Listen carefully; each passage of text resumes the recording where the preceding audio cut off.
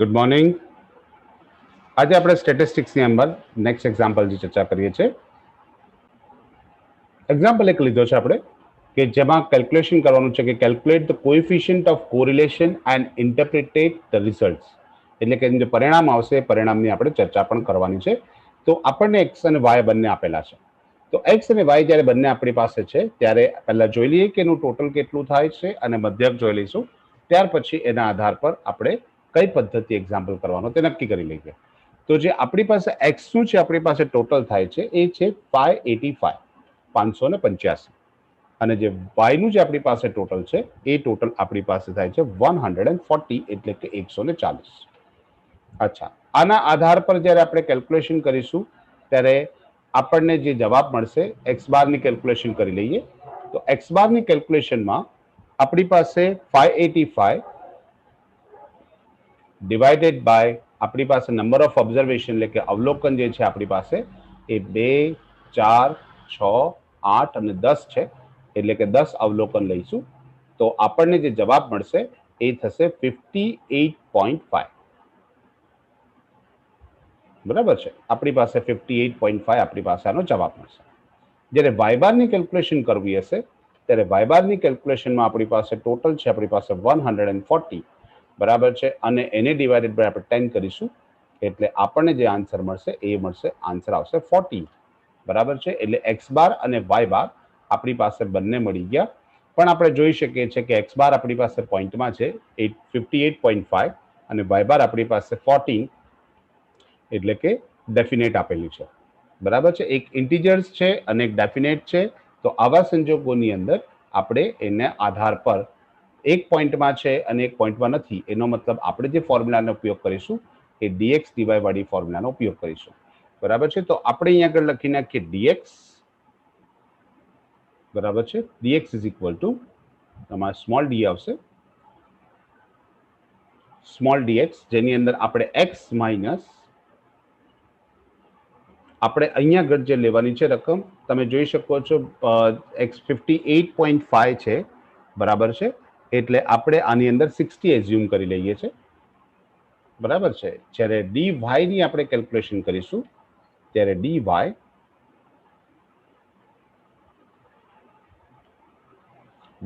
જે આપણી પાસે મળશે એ ડી વાય જે છે એ આપણે લઈ લઈશું વાય માઇનસ જે 14 એક્ઝેક્ટ આપેલું છે, એટલે આપણે એની અંદર 14 ધારી લઈશું.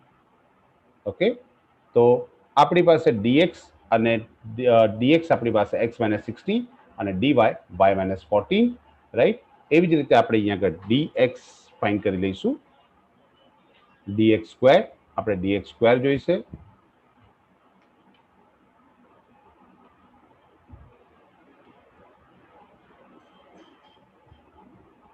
એટલે ડીએક્સ અને એનો સ્ક્વેર લઈ લઈશું આપણે, ડીએક્સ સ્ક્વેર. જ્યારે બાજુમાં આપણે લખી લઈશું ડીવાય,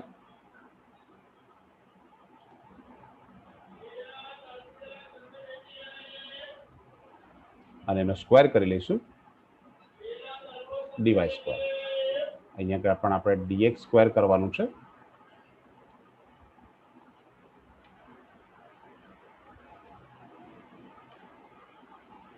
બરાબર છે, ડીએક્સ સ્ક્વેર અને ડીવાય સ્ક્વેર, અને આપણે છેલ્લા ડીએક્સ ઇન્ટુ ડીવાય.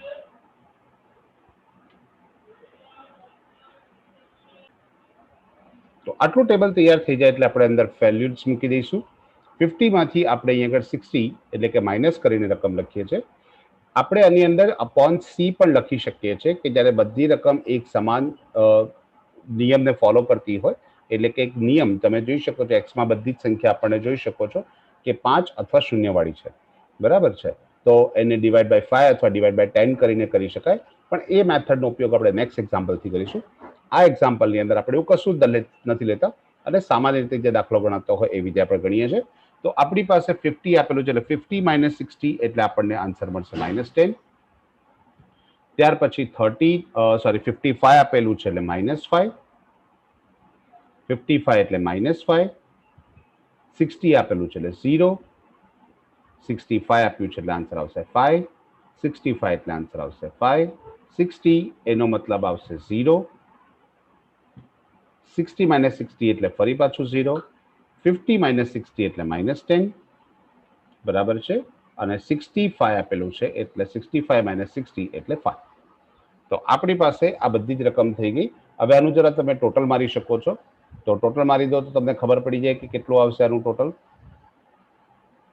બરાબર છે, આનું ટોટલ આપણી પાસે મળી જશે -15. ઓકે, આનું ટોટલ આપણને મળી જશે -15. તો જે -15 આપણી પાસે ટોટલ મળશે એવી જ રીતે ડીવાય નું કેલ્ક્યુલેશન કરી લઈએ. ડીવાય માં આપણે બધામાંથી 14 માઇનસ કરવાના છે એટલે 11 માંથી આપણે 14 માઇનસ કરીશું એટલે -3. બરાબર છે, 13 માંથી 14 બાદ કરીશું એટલે -1. 14 માંથી 14 બાદ કરીશું એટલે 0. 16 માંથી 14 બાદ કરીશું એટલે 2. 16 માંથી 14 બાદ કરીશું એટલે 2. 15 માંથી 14 બાદ કરીશું એટલે 1. 14 માંથી 14 બાદ કરીશું એટલે 0. 13 માંથી 14 બાદ કરીશું એટલે -1. ફરી 13 છે એટલે ફરી -1 અને 15 છે એટલે જવાબ આવશે 1. 15 માઇનસ 14 એટલે તમે આનો સરવાળો કરી શકો છો. સરવાળો કરો તમને શું પરિણામ મળે છે આનું? તો આનું પરિણામ તમે જુઓ. આનું પરિણામ તમને મળશે 0. બરાબર છે, કારણ કે આપણે જે મધ્યક છે એ જ રકમ આપણે જ્યારે ધારતા હોઈએ ત્યારે આપણને જવાબ હંમેશા સરખો જ મળતો હોય 0.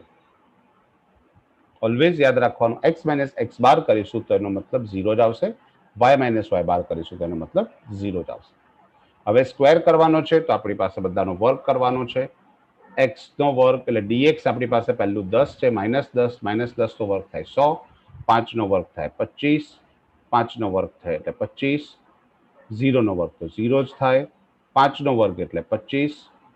ફરીવાર 5 નો વર્ગ આપેલો છે એટલે 25. 0 નો વર્ગ 0. 0 નો વર્ગ 0. 10 નો વર્ગ 100. 5 નો વર્ગ 25. એટલે આનું ટોટલ કરી દઈએ તો આપણે કેટલું ટોટલ મળશે? તો ટોટલ મળે છે 325. સાથે સાથે આપણે ડીવાય સ્ક્વેર કરીએ તો ડીવાય સ્ક્વેર ની અંદર 3 નો ડીવાય નો સ્ક્વેર કરવાનો છે. તો 3 નો વર્ગ આપણી પાસે મળશે 9.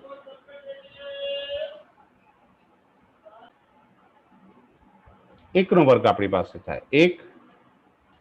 0 નો વર્ગ તો 0 જ છે. 2 નો વર્ગ 4. 2 નો વર્ગ 4. 1 નો વર્ગ 1. 0 નો વર્ગ 0.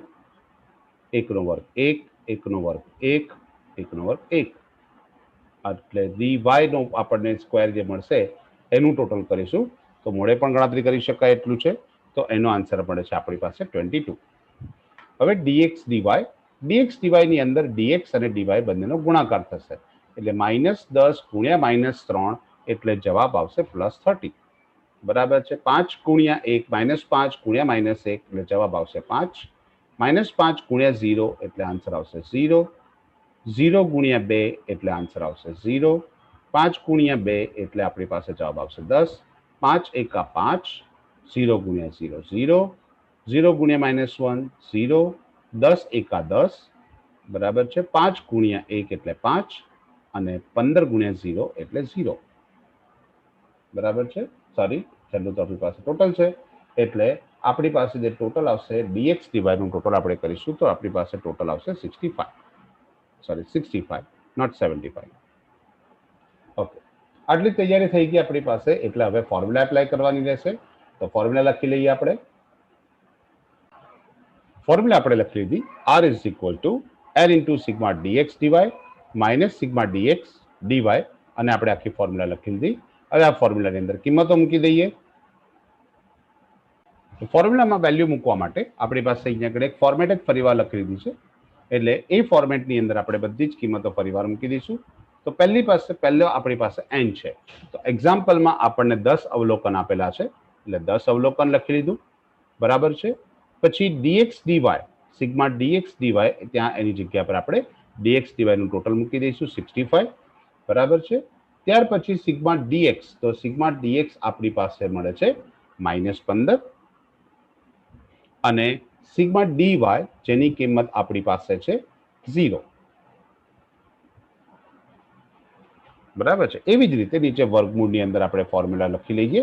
તો નીચે વર્ગમૂળમાં જે આપણી પાસે છે એની અંદર તો sigma n into sigma dx છે તો આપણે અહીંયા આગળ લખી લઈશું n આપણી પાસે જ્યાં છે ત્યાં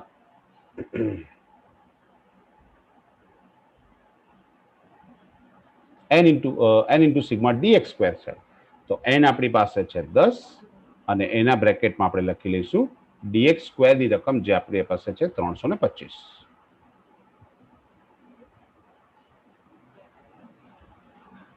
બરાબર છે.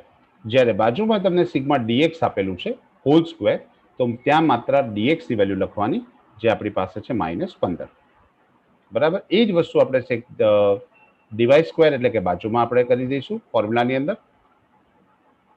તો ત્યાં આપણી પાસે સિગ્મા ડીવાય સ્ક્વેર જે આપણી પાસે આપેલું છે એ સિગ્મા ડીવાય સ્ક્વેરની રકમ આપણી પાસે છે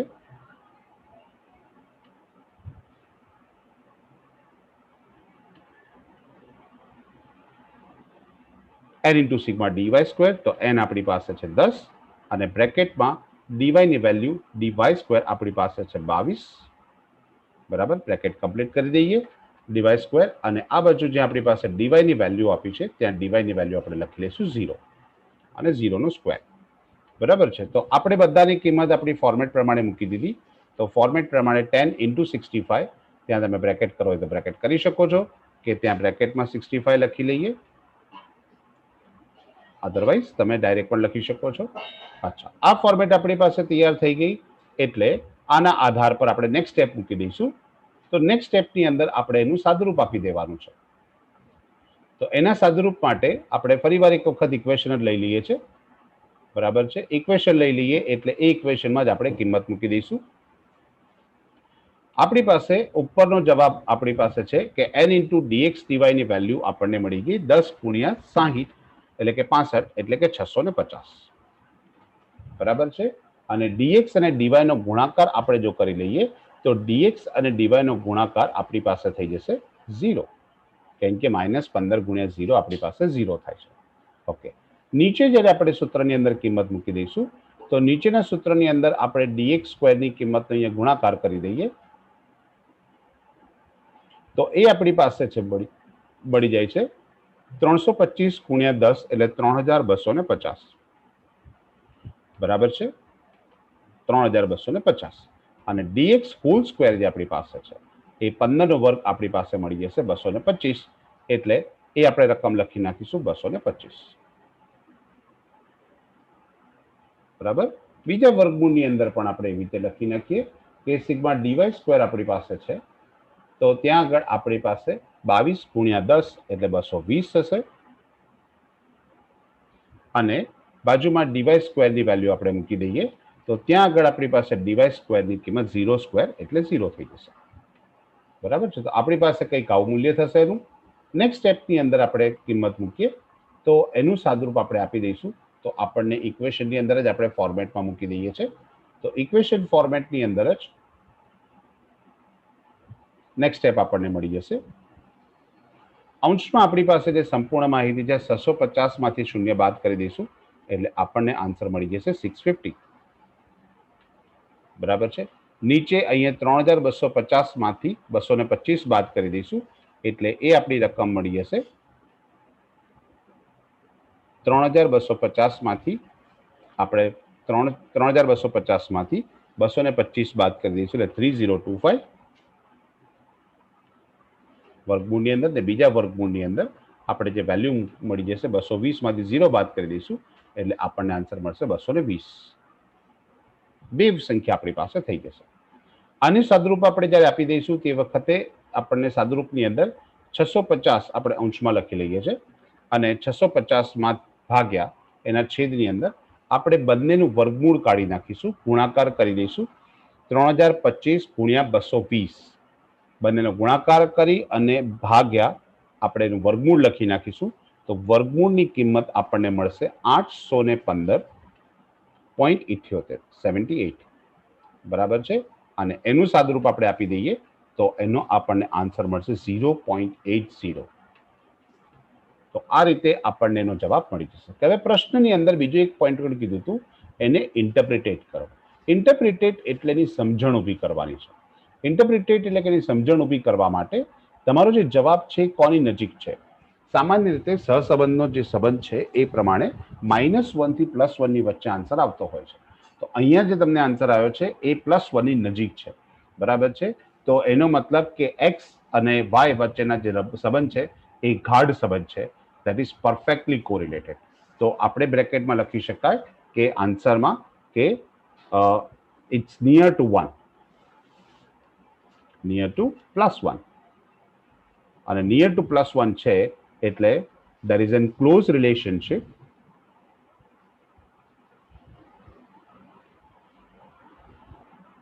there is a close relationship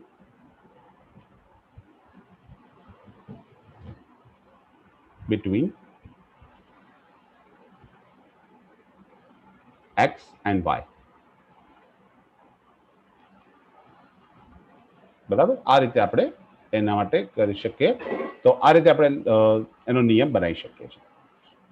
next example જે આપણી પાસે છે, એક એક્ઝામ્પલ આપણે લઈએ છીએ, એ છે following is a table given the distributions of production and also the relatively different defective items among them according to size and group, and is there any correlation between the size and defect in quality sorry.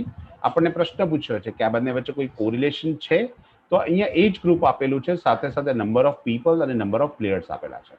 અને આપણને question કરેલો છે કે age group એટલે કે questions આપણને કીધું છે કે there is a correlation between the size and defect. તો સાઇઝ જે આપી છે એ નંબર ઓફ પીપલ્સ એટલે કે એ સાઇઝ આપી છે, અને પ્લેયર્સ જે આપણને આપેલા છે એ ક્વોલિટીની અંદર, તો એ નંબર ઓફ પ્લેયર્સ જે આપેલા છે એ આપણે વાય કન્સિડર કરીશું. નીચે આપણે બંને વસ્તુ લખી લીધી, અહીંયા એજ ગ્રુપને આપણે ધ્યાનમાં નથી લેવાનું. તો આપણી પાસે નંબર ઓફ પીપલ અને નંબર ઓફ પ્લેયર્સ આપણે લખી લીધા છે. ઓકે, તો નંબર ઓફ પીપલ અને નંબર ઓફ પ્લેયર્સની આપણે જ્યારે કેલ્ક્યુલેશન કરીએ સૌથી પહેલા આપણે મેથડ નક્કી કરી લઈશું. આની અંદર આપણે ડીએક્સ ડીવાયનો જ્યારે ફોર્મ્યુલા ઉપયોગ કરીએ છીએ તે વખતે પહેલા નક્કી કરી લઈએ કે કઈ મેથડનો ઉપયોગ થશે. તો આપણે ટોટલ કરી લઈએ. x2 ટોટલ મળે છે આપણને 1870, જ્યારે y નું જે આપણને ટોટલ મળે છે એ ટોટલ આપણી પાસે મળે છે ટોટલ એપ્રોક્સ આપણી પાસે એનું ટોટલ છે, ટોટલ કરી લઈએ આપણે. y નું ટોટલ છે 962. બરાબર છે, બંનેનું ટોટલ કરી લઈએ. એના આધાર પર x બાર ને y બાર ની ગણતરી કરી લઈશું આપણે. તો આપણે બંને ઇક્વેશન લખી દીધી, x બાર અને y બાર. તો x બાર ની આપણે ઇક્વેશન જ્યારે આપણે એપ્લાય કરીએ છીએ તો x બાર ની ઇક્વેશન ની અંદર આપણી પાસે જે જવાબ આવશે sigma x 1870 divided by n. આપણી પાસે અહીંયા આગળ 2, 4 ને 6 આપેલા છે, તો ડિવાઇડ બાય 6, એટલે આપણને જે આન્સર મળશે એ આન્સર આપણી પાસે આવશે 311.67. બરાબર છે. એવું જ આપણે જ્યારે વાય બારની કેલ્ક્યુલેશન કરીશું ત્યારે વાય બારની અંદર પણ આપણી પાસે 962 ડિવાઇડેડ બાય આપણી પાસે n આપેલા છે 6 ઇઝ ઇક્વલ ટુ આપણને જે વેલ્યુ મળશે દેટ ઇઝ 160.33. તો આપણને જે કિંમતો મળી ગઈ આમાં એ કિંમતોના આધાર પર આપણે એક્સ ડીએક્સ ડીવાય આપણે ફાઇન્ડ કરી દઈશું. પણ અહીં આગળ આપણે ડીએક્સ ની અંદર અપોનમાં સી લખીશું. કેવી રીતે એની આપણે જોઈ લઈએ, માહિતીની ચર્ચા કરી લઈએ. તો અહીં આગળ આપણે જ્યારે સ્મોલ એક્સ ની એઝ્યુમ કરીશું એટલે કે ડીએક્સ લખીશું આપણે. તો ડીએક્સ ઇઝ ઇક્વલ ટુ આપણે અહીં આગળ લખવાનું છે કે એક્સ અપોન એટલે કે આપણે એક્સ એઝ્યુમ જે કરેલું છે એક્સ વેલ્યુ માઇનસ જે કોઈ પણ વેલ્યુ આપણે એઝ્યુમ કરી લઈએ. તો 311 છે એક્સમાં, તો આપણે એની નિયર બાય વેલ્યુ 310 એટલે કે 310 લઈ લઈએ. તમે જોઈ શકો છો કે એક્સની બધી જ વેલ્યુની અંદર પાછળ એક સિંગલ ડિજિટ 0 છે. બરાબર છે, યુનિટ્સમાં 0 છે એટલે કે એકમમાં 0 આપેલું છે. તો આ જે આન્સર આવશે એટલે કે એને આપણે ડિવાઈડ બાય 10 કરી લઈશું, હોલ ડિવાઇડેડ બાય 10. બરાબર છે, x minus 310 minus whole divided by 10, એને આખાને આપણે ભાગ્યા 10 કરી દેવાનું. એટલે પહેલા બાદબાકી કરવાની છે, બરાબર છે, અને પછી ભાગ્યા 10 કરવાનું છે. રાઈટ, આવી રીતે આપણને વેલ્યુ મળશે. ડીએક્સ ની વેલ્યુ આપણે આવી રીતે લેવાની છે. સેમ વસ્તુ આપણે ડીવાયમાં પણ કરવાના છે. ડીવાય ની અંદર આપણે જ્યારે લઈશું તે વખતે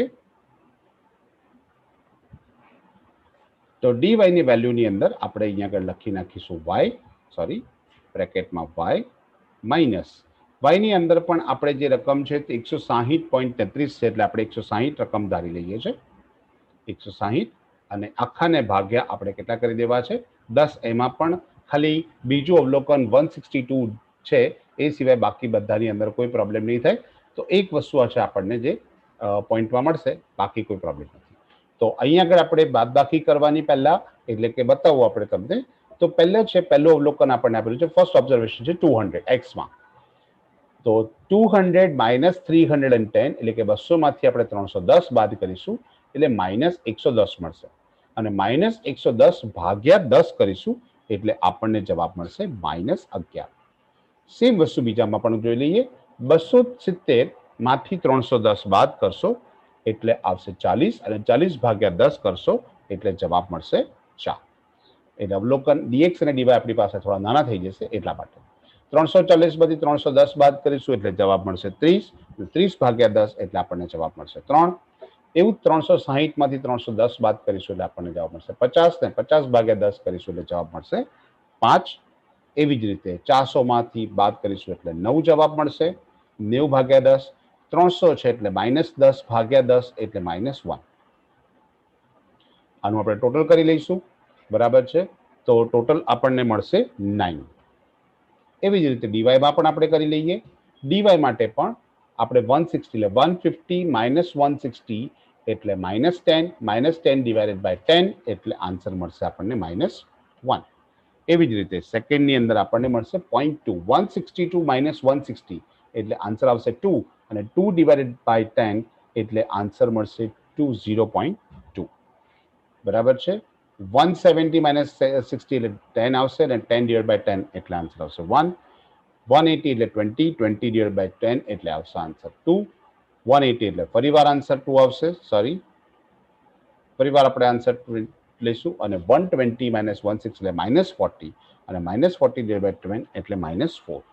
તો આનું જ્યારે આપણે ટોટલ કરીશું તો આનો આન્સર આપણી પાસે મળશે 0.2. બરાબર છે. ઓકે, હવે આપણે કરવાનું છે dx સ્ક્વેર અને dy square, that is dx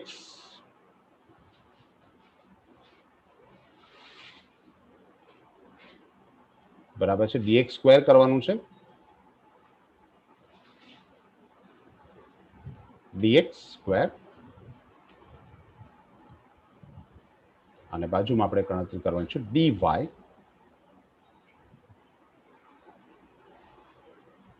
square.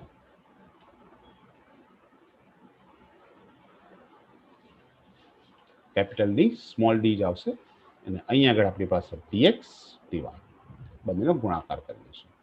આ રીતે આપણે ટેબલ કમ્પ્લીટ કરી દઈએ. પહેલા dx સ્ક્વેર એટલે 11 સ્ક્વેર આપણે લઈએ. dx નો સ્ક્વેર એટલે 121 બરાબર છે. 4 સ્ક્વેર થાય 16, 3 સ્ક્વેર થશે 9, 5 સ્ક્વેર થશે 25, 9 સ્ક્વેર થશે 81, 1 સ્ક્વેર થશે 1 એટલે આપણી પાસે જે ટોટલ મળશે એ ટોટલ થશે 253. એવી જ રીતે dy ની કેલ્ક્યુલેશન કરી લઈએ. 1 સ્ક્વેર 1, 0.2 સ્ક્વેર કરીશું એટલે 0.04 બરાબર છે. 1 સ્ક્વેર 1, 2 સ્ક્વેર 4, 2 સ્ક્વેર 4, 4 સ્ક્વેર 16. માઇનસનો વર્ક કરીશું તો આપણે જવાબ તો પ્લસમાં જ આવશે. આનું ટોટલ આપણી પાસે થાય છે 26.04. અને dx dy નો ગુણાકાર કરી લઈએ તો -11 into 1 એટલે 11 બરાબર 4 into 0.2 એટલે 0.8. ત્યાર પછી 3 into 1 એટલે 3, 5 into 2 5 2 are 10 એટલે 10, 9 2 are 18, 9 2 18 બરાબર છે અને 4 1 are 4 એટલે 4 1 4 બરાબર છે. આનું ટોટલ આપણે કરીશું તો 46.8 આન્સર આવે છે. 46.8. તો આ રીતે આપણે પાસે આખું ટેબલ તૈયાર થઈ ગયું. ટેબલ તૈયાર થઈ જાય એટલે આપણે ફોર્મ્યુલા એપ્લાય કરી દેવાની હોય તો ફોર્મ્યુલા એપ્લાય કરી દઈએ. dx dy વાળી ફોર્મ્યુલા આપણે આની અંદર પણ ઉપયોગમાં લેવાના છે. તો dx dy વાળી જે આપણી ફોર્મ્યુલા છે એ ફોર્મ્યુલા લગાવી દઈએ. ફોર્મ્યુલા લગાવીશું એટલે સૌથી પહેલા આ લખી દઈશું r ઇઝ ઇક્વલ ટુ બરાબર છે. ફોર્મ્યુલા લખી દઈશું એટલે નેક્સ્ટ સ્ટેપની અંદર આપણે એની કેલ્ક્યુલેશન કરી લઈશું. નેક્સ્ટ સ્ટેપ જે આપણી પાસે આવશે એની અંદર એ જ ફોર્મ્યુલાની અંદર આપણે બધા જે કોઈ ચેન્જીસ કરવાના છે ચેન્જીસ કરીને વેલ્યુ મૂકી દઈએ એટલે આગળ બરાબરનું ચિહ્ન લગાવી દઈએ. બરાબર. અચ્છા, હવે આપણી પાસે ઉપર જે dx dy બરાબર છે. અને n dx dy તો n આપણી પાસે દાખલામાં કેટલા આપેલા છે? 6 છે. બરાબર છે, એટલે 6 ઇન્ટુ બ્રેકેટમાં આપણે લખી લઈએ છીએ dx dy નું જે આપણી પાસે ટોટલ છે એ છે 46.8. બરાબર છે, એટલે dx dy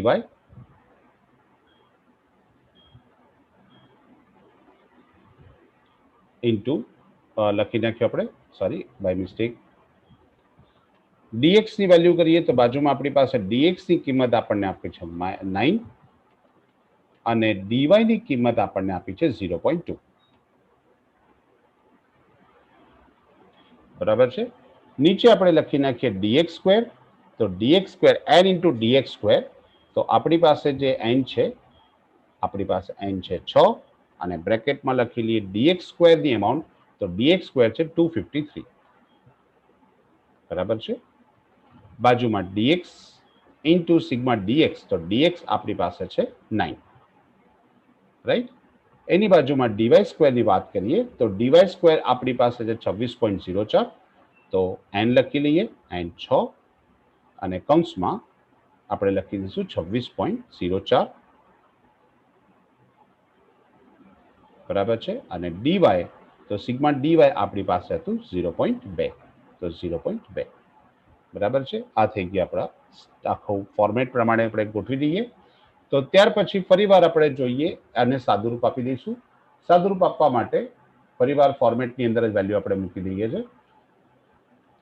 તો ઉપર આપણે ગુણાકાર કરી લઈશું 6 ઇન્ટુ 46.8 એટલે 46.8 ગુણ્યા 6 આપણે કરીશું, તો 280 એટલે કે 280.8 જવાબ મળશે આપણને.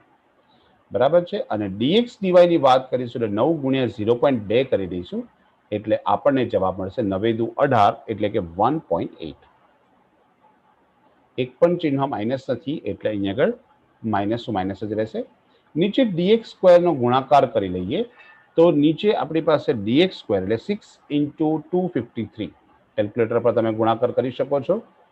6 ઇન્ટુ 253, તો આપણી પાસે આન્સર મળશે 1518. અને dx સ્ક્વેરમાં 9 સ્ક્વેર આપણને ખબર છે, તો 9 સ્ક્વેર જે આપણી પાસે છે એટલે 9 સ્ક્વેર 9 નો વર્ગ આપણને મળે છે 81. એવી જ રીતે બીજા બ્રેકેટની અંદર n ઇન્ટુ dy સ્ક્વેર એટલે કે 6 ઇન્ટુ 26.04, 6 ગુણ્યા 26.04 એટલે 156.24, 156.24 અને 0.2 હોલ સ્ક્વેર, તો એની વાત કરીએ તો 0.2 હોલ સ્ક્વેર નો આન્સર છે 0.04. સાદુરૂપ આપી દીધું આપણે. સાદુરૂપ આપી દઈએ નેક્સ્ટ સ્ટેપ આપણે લઈ લઈશું. એની અંદર નેક્સ્ટ સ્ટેપની અંદર આપણે જે સુધારા વધારા કરવાના છે સાદુરૂપ આપીને રકમ લખી લઈશું. તો ત્યાં આગળ આપણે સાદુરૂપ આપી દઈએ.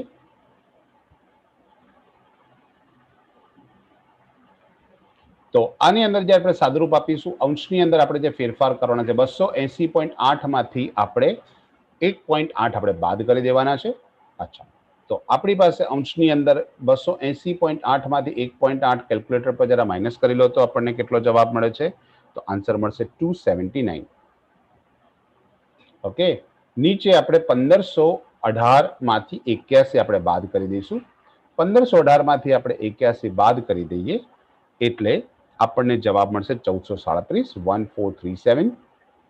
અને બીજા બ્રેકેટની અંદર 156.24 માંથી આપણે 0.04 માઇનસ કરી દઈએ એટલે આપણને આન્સર મળી જશે 156.2. બરાબર છે. આ બંનેનો આપણે ગુણાકાર કરી લેવાનો છે. નીચે 1437 અને 1437 અને 156.2 બંને આપણે લખી લેવાના છે. બંનેનો ગુણાકાર કરીએ અને પછી એનું વર્ગમૂળ કાઢી નાખીશું એટલે આપણને જવાબ મળશે અંશની અંદર 279 અને ડિવિડેશનમાં આપણી પાસે આન્સર મળશે 437.78. એટલે આપણું જે સાદુરૂપ આપીશું એનો ગુણાકાર કરીને વર્ગમૂળ કાઢીશું એટલે જવાબ મળશે 0.59. 0.59 એ આપણો આન્સર આવશે એમાં. તો આ રીતે આપણે એનું સાદુરૂપ આપી શકાય. બરાબર છે. આ તમારો આન્સર છે 0.59. હવે તમને કીધું હતું કે પ્રશ્ન એવો કર્યો હતો કે એક્ઝામ્પલમાં કીધું હતું કે ભાઈ is there any correlation between the size and the defect in quality. તો તમે કહી શકો છો કે બંને વચ્ચે રિલેશન્સ કેવા છે. તો ઇટ્સ નિયર ટુ 1. બરાબર છે, +1. 0.5 કરતાં આપણી પાસે વધારે છે, ઇટ્સ કોલ ઓલમોસ્ટ 0.6. તો yes there is an small relationship અથવા તો there is an normal relationship. Yes, there is a relation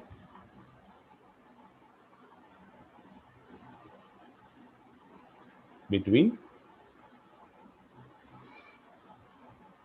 number of players, number of people, that is X, and number of players, that is Y. બે એક્ઝામ્પલની આજે આપણે ચર્ચા કરી. બીજા એક્ઝામ્પલની ચર્ચા આપણે નેક્સ્ટ લેક્ચરમાં કરીશું. બાય.